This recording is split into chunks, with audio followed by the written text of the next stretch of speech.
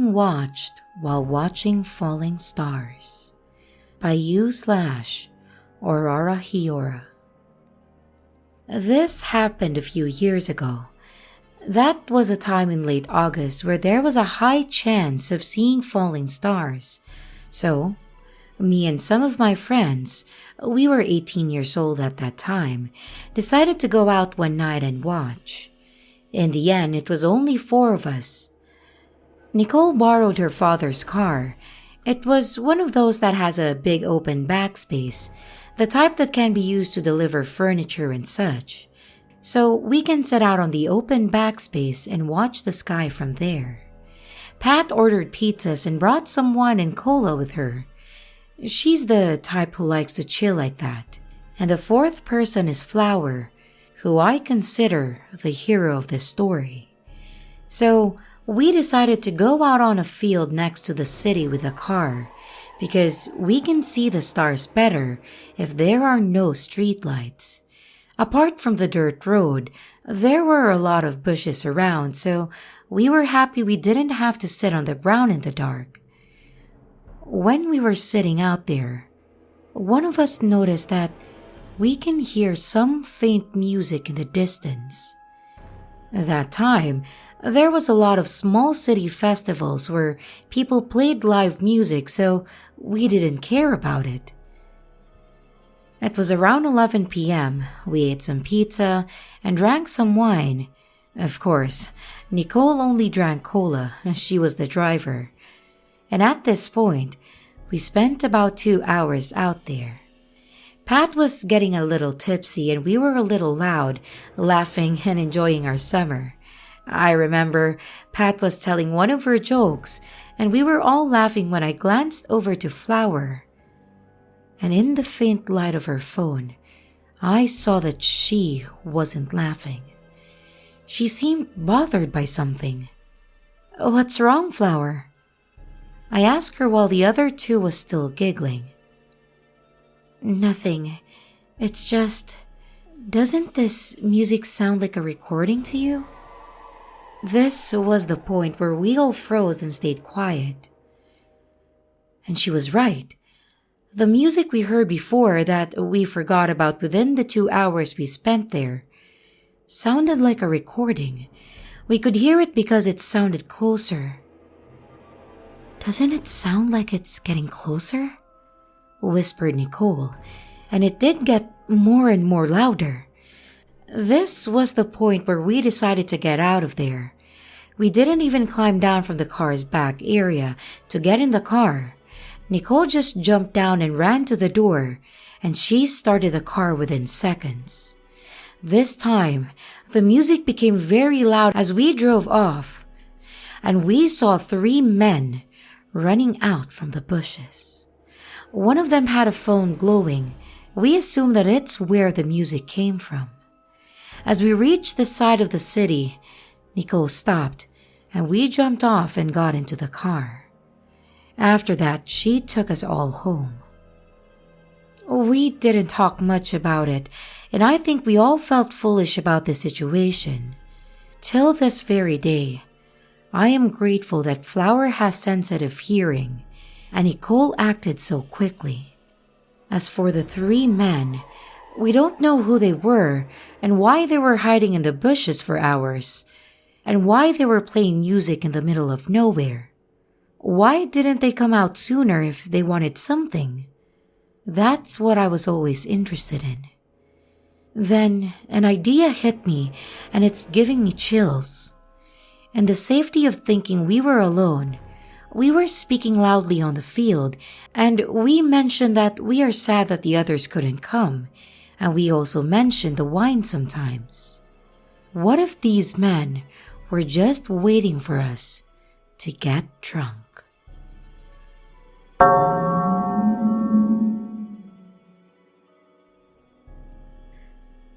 Possible Human Traffickers Scouting Victims by U/Scatterbrains. I'm a male and 19, and this encounter happened to me and my 2 friends a while back. We'll call them Mitchell and Tatum. It was around 9:45 at night, and it was really dark, and we were walking to Tatum's apartment, which is only about 8 blocks away. We walked on the dark side of the street since it was quicker. The other end of the street, which Mitchell lived on, had streetlights. As we turned the corner to walk, we saw 3 cars parked in front of each other against the curb next to a house. I'm still unsure if there were people in those other cars. Mitchell had said he could have sworn he heard someone yelling someone's name in one of those cars, which I maybe heard. I can't remember for sure. The car in the front had its lights on, and a man, maybe in his mid-20s, was standing in front of the car talking on his phone. He saw us, and he started talking significantly louder than before, as if he wanted us to hear him. Red flags are going off in my head. I don't remember what he said, but Mitchell later stated that it sounded like he was talking in code. Something along the lines of, "She had a great time," or "having a good time." I really don't remember. Anyway, we walk a bit further down the sidewalk, and I'm not trying to look back, which I ended up doing a few times. We turn our heads to see another guy sitting in complete darkness in the alley ahead. The only reason we saw him is because he was lighting a crack pipe. That's odd, I thought. I've never seen this many people in close range of each other at night, and I mean ever. As we walked further to the end of the street, the apartment complex being on the corner, there was a man and a woman huddling together, just standing there, talking. They were across the street from us. We eventually turned the corner and rushed into the complex, where we theorized what had happened. Before we even got into the apartment itself, we heard a popping sound, which wasn't too far away. Mitchell said it sounded like a gunshot from what could have been the same area we came from. Mitchell said that the middle car could have been blocking someone in to nab them, which could make sense, but I still don't know. When my mom picked me up, they were gone, the cars and everyone. The other people we saw seemed way out of place because there's usually nobody out there beside us. And I feel it could have been a human trafficking scheme, which is scary as hell to imagine. Does anyone have any theories on this? If so, feel free to share them below. I would really want to hear your feedback.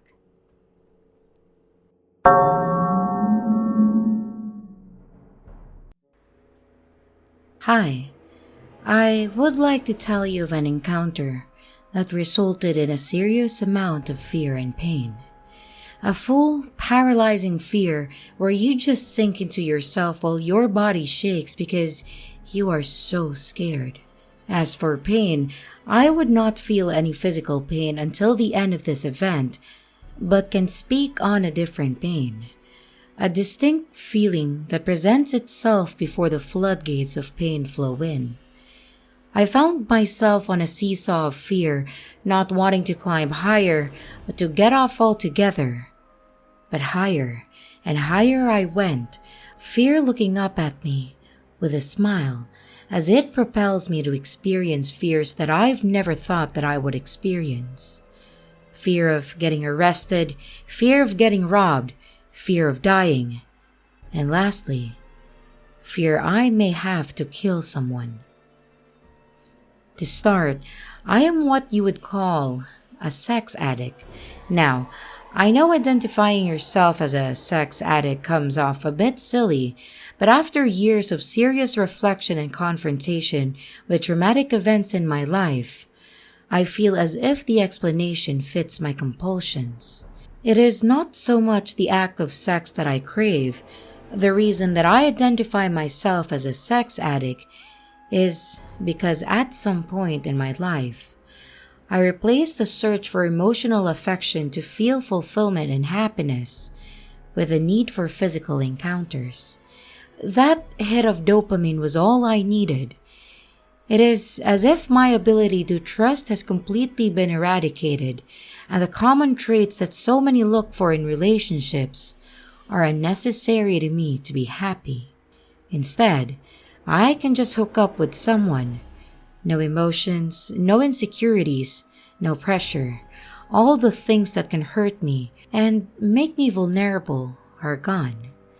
The only comparison I can make is to a drug addict.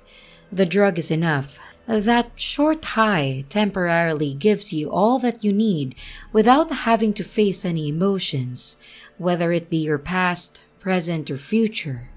You can physically impose something to make you feel good. It is quite the oxymoron in that, while the world views you as out of control, what drives my drug is the sense of control. However, what scares me about my sexual compulsions is what I am willing to do to get that physical encounter that I crave. I have never had a type, which certainly helps, and without sounding like an asshole, I do rather well with the ladies. I'm not bad looking, educated, have my own house, and respect women. I need to make that point clear because I don't want any readers to think that my urge for physical relationships drive me to insanity, that I violate women. Absolutely not. My angle is the intelligent, nice guy. I don't have all the confidence in the world and certainly will not approach anyone, but I can hold a conversation and can be charming. Something I am ashamed of, as I believe I can be a true wolf in sheep's clothing. Most women believe they've met a guy who is committed and wants monogamy and love. I cowardly admit that I rarely come out and let women know my true intentions. While my success rate is fair, it is still not the easiest thing to just randomly go out and pick a woman up for sex. Sure, I have done it, but mostly every time was the 1 out of 1,000,000 times I actually wasn't looking to bring someone home. My go-to was Tinder because honestly, it worked really well for me. I am a talker, and Tinder allows for conversations to start without having to confront all of the other insecurities men and women face while trying to approach a stranger at a bar or somewhere random. However, the night I speak of, I wasn't getting any hits. I first started my night by going out. I had a few beers and looked for women to talk to, but the bars were empty and those there did not look like they wanted to be approached. Again, my game is not to bother you. I can take a hint, and if you're out with the ladies and want nothing to do with men, I surely won't get in your way. While at the bar, I am also checking Tinder to see if anyone has replied to my dumb ice-breaking jokes or responses reflective to their profiles, and I wasn't receiving any responses. Then a thought that I am not proud of pops into my head, and I will admit it wouldn't be the first time that I have thought about it. I thought, maybe I should go pick up a prostitute.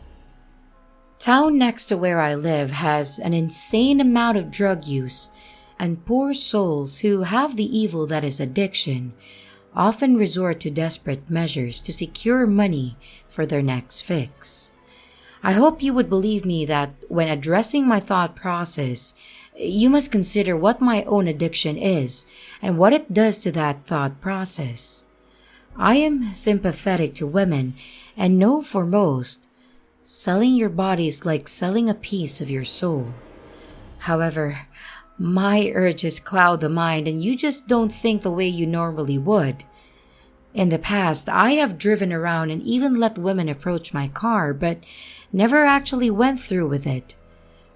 I was always able to let reason and empathy in to convince me not to do it and just go home. However, on this night, I had a strong buzz and I smoked a joint when I got back to my car.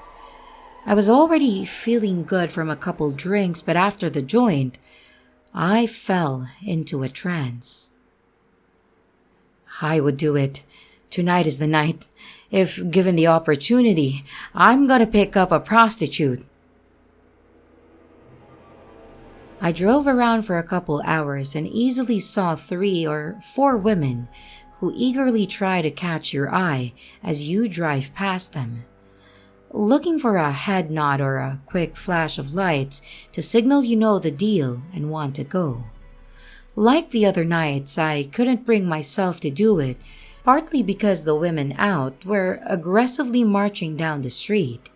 They look sad, agitated, in a hurry, dirty, and I was already nervous, and the image I was playing in my head on how this would all go down was not like this. Deep down, I know there was some shame and these women looked like they were going through it. So, just like some other nights, empathy and shame convinced me to go home. On my way, I was far from the Broadway strip where you will find what you are looking for. It was easily 3:30 a.m. and I was approaching a 4-way stop sign in a completely different town when I saw a young woman standing by the stop sign.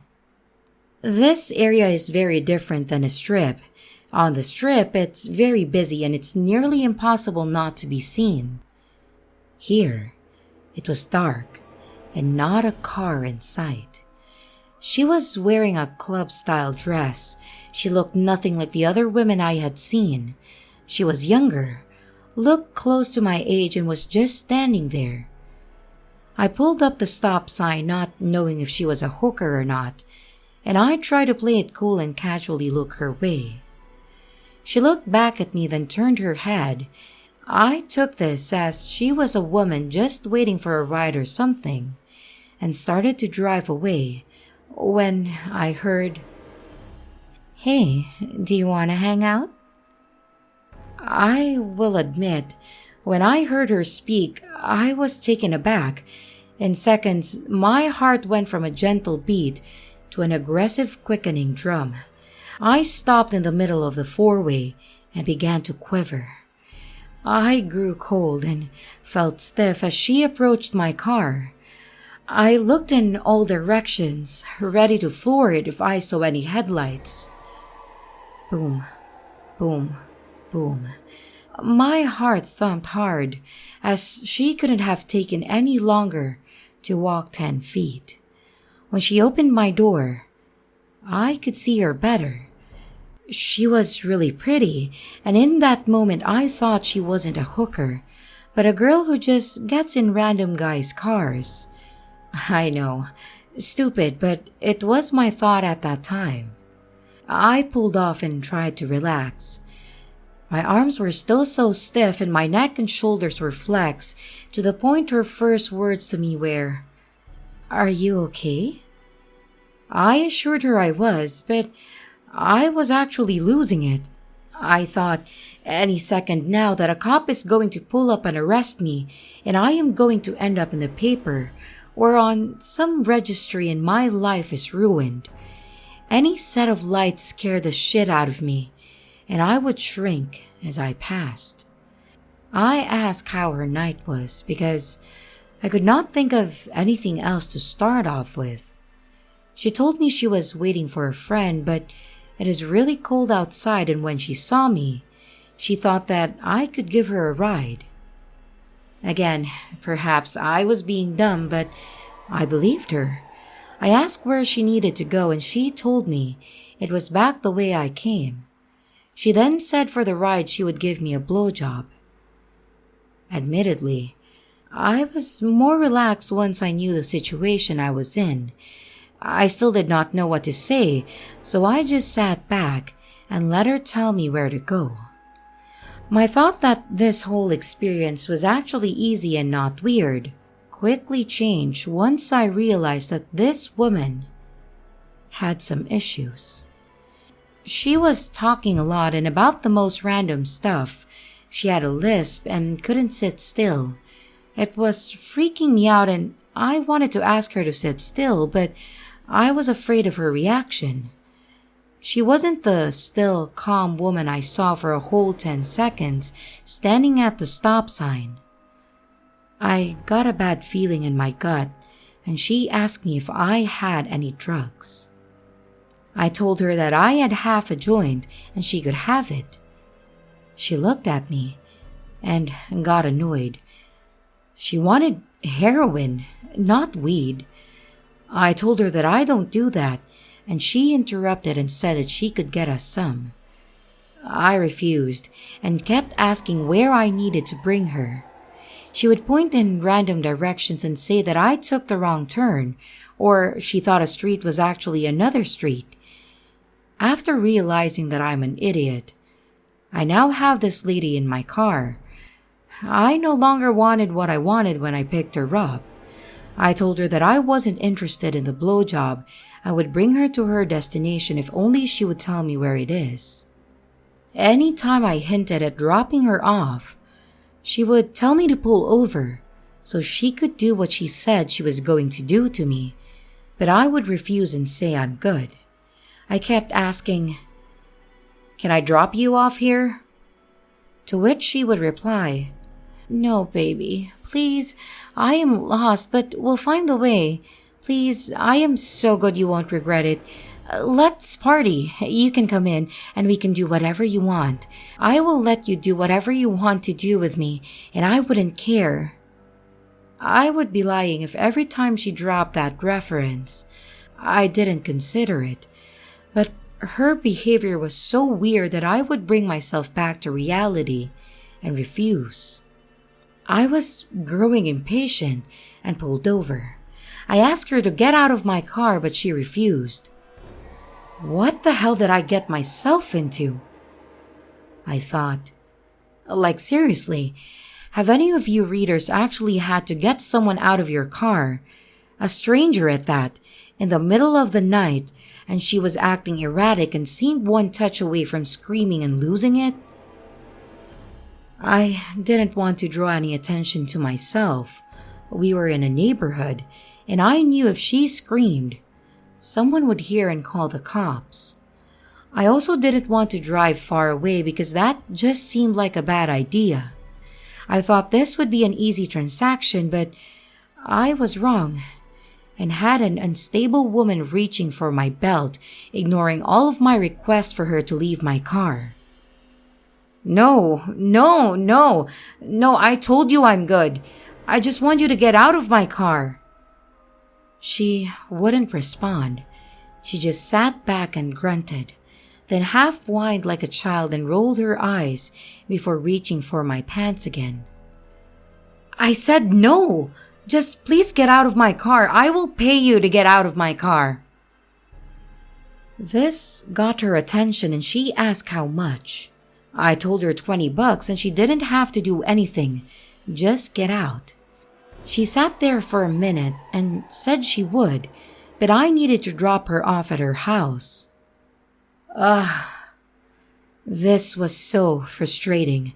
I desperately wanted this night to be over and was trying to patiently guide it to a close, avoiding anything crazier than the situation that I was already in.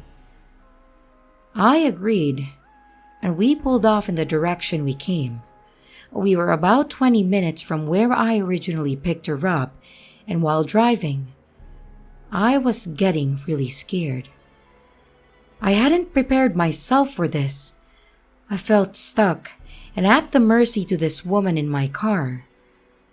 While driving, I heard a lighter ignite, and when I looked over, I saw she was smoking a pipe, twirling it in a slow circle as the flame touched the glass tip. I freaked out and yelled, "What are you doing?" She just looked at me and let exhale a large amount of smoke. It is hard to describe what it tastes like, but it wasn't weed. Meth or heroin, perhaps. I really don't know. I immediately rolled down my windows and noticed that I was approaching the four-way stop sign where I picked her up. I pulled over into an apartment complex and told her to get the hell out of my car. She looked at me and said, hold on. I need to call my friend. I forgot what building he is in." I thought, no fucking way. I was not going to sit here and wait for a guy to come out and probably rob me. Get out. Get out. Get out. Get the fuck out of my car right fucking now. I was losing it. My heart was racing and I just didn't care anymore. I kept yelling louder and louder until I heard a loud thump sound near my ear on the left side. I jumped. I looked to my left and there was a man outside punching my window and pulling at my door handle. I let out a half scream and grunt as I was so scared and confused. I will admit, things are a bit fuzzy from here on. My adrenaline was through the roof and I only remember bits and pieces of what happened next. I remember looking over at the woman, and she was trying to unlock the passenger door, probably to let the guy in. I'm pretty sure she got it open, but I threw the car in reverse and hit the gas. Thank God there were no cars behind me because I was not looking as I reversed. I remember the woman trying to get out of the car, but I was picking up speed because by then, I had put it into drive and floored it out of the complex parking lot. It was like we both realized at the same time we were both still in the car. I was going about 45 to 50 miles per hour and slowing down at the rate of my brain was trying to figure out what the hell do I do next. That's when I heard it. A thud followed by a sort of tearing sound. I felt waves of pressure on my shoulder near my collarbone when I tilted my head and realized that the woman was stabbing me. I assumed it was a knife and thought, I am dead. I am fucking dead. I slammed on the brakes and reached for the knife. She was going nuts, screaming and punching at me. One of us must have hit the radio on, which connects to my phone. I was playing a song from a playlist. I had the volume up when I shut it off, so when it turned out it was blaring. I was listening to an 80s Essential playlist, and over the speakers blared Material Girl by Madonna. I completely stopped my car and sort of blacked out. I remember her screaming bloody murder and clawing at my face. I also remember finally getting a hold of her arms, but this made her thrust her body over the middle console and just shake and squirm. She was a lot stronger than I would have ever expected. A switch must have been flipped because I decided or realized I was fighting back. I gave this woman a clean 3-piece and it slowed her momentum down for a second before lunging at me again. I remember thinking, why are you fighting me? I would let her go, no problem. I wasn't trying to hurt her. The thought then crossed my mind. I may have to kill her. Because even though I wasn't feeling it, I know I had been stabbed and I was just waiting to feel a blade plunge into my chest or stomach. I grabbed her by the throat and started to squeeze, anger flowing from my face to my hands as I gripped her tighter. I was yelling, "You fucking bitch!" Thank the stars. I was brought out of the rage quickly because in a blink of an eye, I realized my anger and let up on my grip. She was cuffing. I was now trying to leave. I unlocked the door and watched her roll out of the car. I sped off with the door still open and raced home. I realized my heart was racing and I had tears running down my face. I pulled over halfway home and inspected myself. I went for my shoulder and to my surprise, I wasn't stabbed with a knife. I was cut, but barely. Looking on the seat, I realized she was stabbing me with a small screwdriver that I kept on the side of the door. My shoulder throbbed in pain, and I was bleeding from the punctures, but they were not serious. I also found her cell phone and crack pipe, and I threw both out of the window. I jumped in the shower and immediately went to bed, shaking the whole time. I was exhausted, and when I woke up, my entire shoulder was bruised and parts of my chest where she must have also hit me. I was ashamed for a few days and prayed that I didn't hurt her. I took full responsibility for that night, and I believe it was karma for attempting to take advantage of a sick person. Thankfully, I saw this woman again walking down the strip.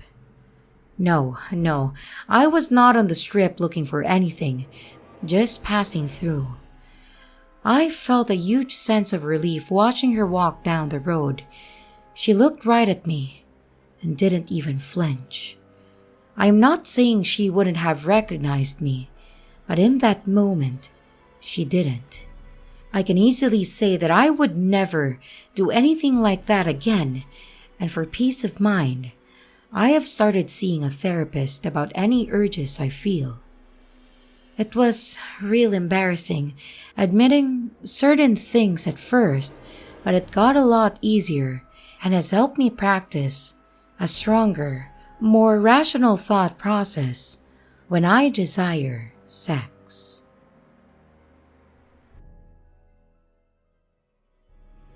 Hello everyone, it's your creepy sister here. Thank you so much for watching the video. I really appreciate each and every one of you. But I would also like to thank my amazing patrons, my top tippers, and my dearest channel members. Thank you very, very much. I really appreciate it with all of my heart.